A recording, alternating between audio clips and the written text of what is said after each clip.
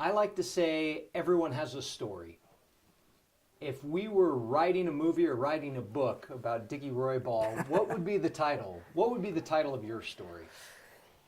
Oh gosh, that is a tough question. Maybe dedicated. Dedicated. Where does that come from? I don't know. It's just something that I learned when I was, a young coach.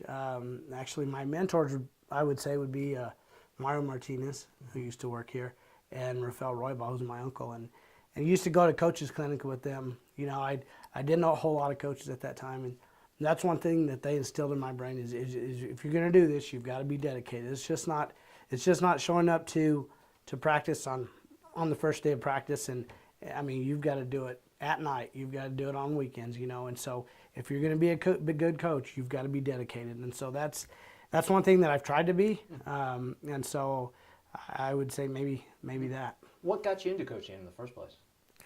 Well, I actually went to school to be a game warden when I first started.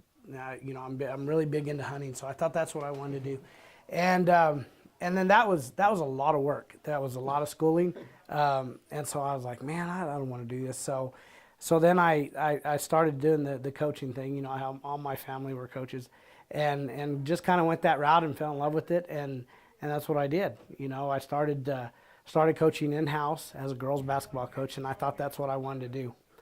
When Jimmy Joe Robinson called me to Melrose to be his assistant in basketball, and then I said, yeah, that'd be great. Coaching under him, that'd be perfect. But then he said, there's one thing, you're going to have to be a football coach. I said, I don't want to coach football, and so he said, well, if you're going to come over, that's what we're going to need you to do. So I said, well, I'll try it, and coach football ever since. Do you ever regret the decision not to go the direction of a game warden? No, I don't think so. I don't think so. The success that I've had as a coach, and not really the success, but the kids that I've been able to coach, just seeing them what they've done in their life. Obviously, that's why you do it. And so I've never had any regrets at all. You mentioned success. You have obviously had a lot of success. Do you remember the first state title you won? I do. What was that like? 1999.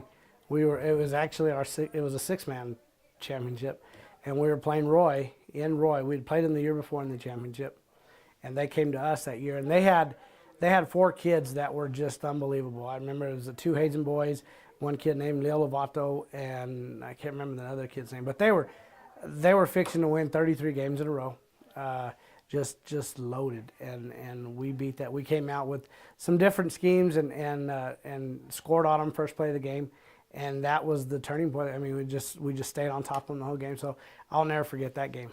Yeah. What's next for you? I mean, what's the next chapter of your life? Well, I have one more year until I'm able to retire completely. I'm the principal now and athletic director at Melrose.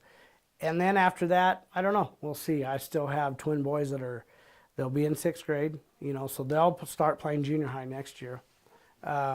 So I don't know.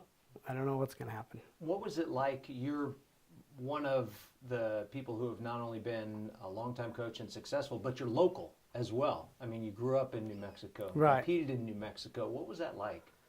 The crazy thing is I've never left that area. I grew up in Fort Sumner, went to school at Eastern, and then I've been at House or Melrose. So I've been in that little area for all my life, and it's been great. I mean, all my friends, everybody I've met is right there, and so it's been great.